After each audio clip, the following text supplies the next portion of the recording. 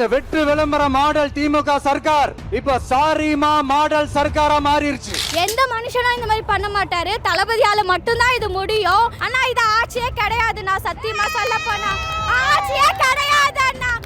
கூத்தாடின்றீங்களே, ஊப்புலயும் நடிச்சிட்டு தானே வந்த ஒரு வருஷத்துக்குள்ளே தூக்கி உட்கார வச்சிட்டல.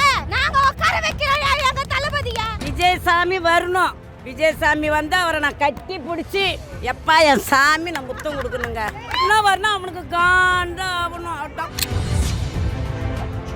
திருட்டு, அப்புறம் மது, கொலை, கற்பழிப்பு எல்லாமே இந்த திமுக ஆட்சியில் எல்லாமே நடந்துட்டு தான் இருக்கு. தமிழ்நாடு முதலமைச்சர், அதாவது பொம்மை முதலமைச்சர் இன்னைக்கு ஆண்டு கொண்டு இருக்காரு. அவர் உடனடியாக பதவி விலக வேண்டும். அதான் எங்களுடைய முதல் கோரிக்கை. ஸ்டாலின் அவரோட அப்பா இறங்கும் போது நீதி வேணும்னு சொல்லி அவரை பிரச்சனை பண்ணார். சமாதியில் இங்கே தான் வைக்கணும், மெரினா பீச்சில் தான் வைக்கணும்னு சொல்லிட்டு இறந்து போன ஒரு உடலை வந்து வைக்கிறதுக்கு அவர் அவ்வளோ பிரச்சனை பண்ணி கோர்ட்டுக்கு போனார். ஏன் இதுக்கு போகக்கூடாது, ஏன் இதுக்கு பண்ணக்கூடாது? ஆனால் தளபதி விட மாட்டார்.